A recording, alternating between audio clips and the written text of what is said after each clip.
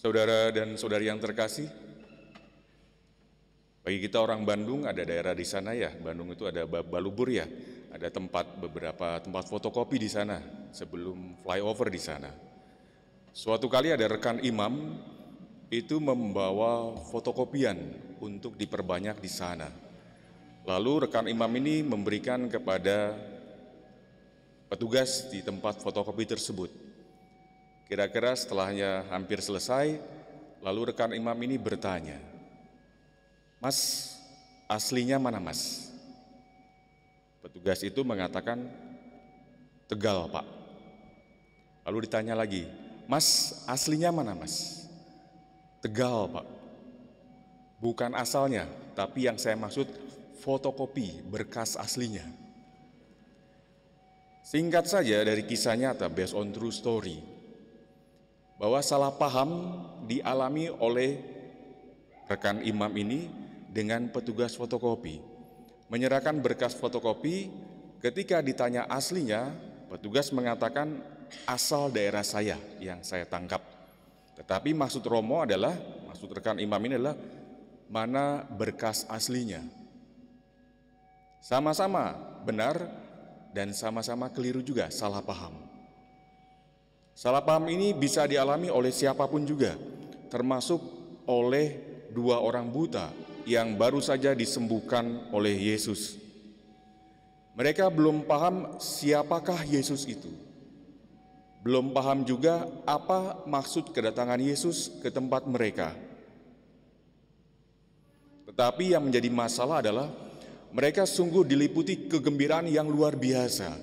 Kenapa? Karena mereka bertemu dengan Yesus dan sudah mendengar banyak hal tentang Yesus, maka mereka berkata supaya minta disembuhkan. Bahkan mengikuti Yesus dan sampai di rumah juga tetap berkata, "Tolong sembuhkan kami." Itulah permintaan mereka. Ketika mereka mendapat mukjizat penyembuhan, mereka diliputi kegembiraan yang luar biasa. Ada luapan emosi kegembiraan yang luar biasa, sehingga mereka tidak dapat menemukan satu cara kecuali memasyurkan nama Yesus dan memberitakan apa yang mereka alami kepada orang banyak. Ketika Yesus berkata, "Jagalah supaya jangan seorang pun mengetahui hal ini." Ini dikatakan Yesus karena Yesus sungguh paham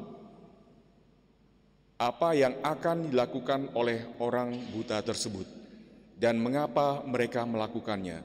Maka Yesus berpesan kepada mereka supaya jangan sampai seorang pun mengetahui hal ini. Kenapa kedua orang buta ini tidak paham? Karena apa yang dialami mereka sesungguhnya itulah representasi dari orang-orang Yahudi pada saat itu. Mereka mengharapkan datangnya seorang nabi, seorang Mesias yang bisa membebaskan mereka dari penderitaan, dari penindasan, dari penjajahan bangsa asing. Penderitaan mereka yang alami adalah penjajahan. Khususnya kepada dua orang ini mengalami penderitaan selain penjajahan juga penderitaan fisik, yaitu mata mereka tidak bisa melihat. Maka ketika datang Yesus dan mendengar banyak hal tentang dia, mukjizat yang dilakukannya, apalagi saya mengalami mukjizat dari dia sendiri, inilah yang saya harapkan. Inilah yang orang-orang Yahudi harapkan. Inilah yang kami harapkan semua, yaitu datang seorang Mesias yang membebaskan tidak hanya saya, tapi juga bangsa saya. Padahal kita tahu dengan jelas, bukan ini yang dimaksud oleh Yesus. Mereka kurang paham, bisa terjadi karena disebabkan mereka memiliki gambaran atau citra diri Yesus yang keliru. Tetapi citra diri yang keliru ini justru mereka yakini sebagai suatu kebenaran. Kenapa? Kami mengharapkan Mesias, kami mengharapkan mukjizat, dan inilah yang terjadi. Harapan kami sesuai dengan kenyataan yang kami alami. Mukjizat yang terjadi di antara orang banyak juga dalam diri kami, yaitu dua orang buta. Saudara dan saudari yang terkasih, mari kita lihat pada diri kita sendiri saat ini. Apakah kita mempunyai pandangan dan keyakinan yang sama dengan dua orang buta tadi, memiliki gambaran atau citra diri Yesus yang keliru.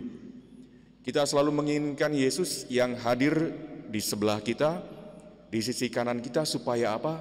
Supaya bisa mendampingi kita dalam setiap proses melalui kemudahan-kemudahan dalam hidup ini. Kita menginginkan Yesus yang sejalan dengan apa yang kita pikirkan dan apa yang kita harapkan, persis sama seperti dua orang buta tadi. Kita menginginkan Yesus. Saya berharap Yesus membebaskan saya dari segala tantangan dan penderitaan yang saya alami dalam hidup saya. Akan tetapi, yang Yesus harapkan, yang Yesus kehendaki berbanding terbalik dengan apa yang saya harapkan, apa yang saya kehendaki. Yesus menghendaki supaya kita berproses melalui tantangan dan penderitaan tersebut, karena dengan menjalankan proses itulah iman kita dimatangkan dan kita justru menjadi dewasa sebagai seorang beriman Kristiani. Saudara dan saudari yang terkasih, marilah kita merenungkan pada kesempatan Ekaristi Jumat pertama Desember 2022 ini, apakah saya memiliki gambaran atau citra diri Yesus yang keliru? Atau saya memiliki gambaran dan citra diri Yesus yang sesuai dengan versi saya, dengan keinginan saya sendiri? Pertanyaan reflektif yang terakhir adalah, apakah saya sudah menyampaikan dengan benar warta kebaikan Allah seperti yang Allah kehendaki? Mari kita hening sejenak.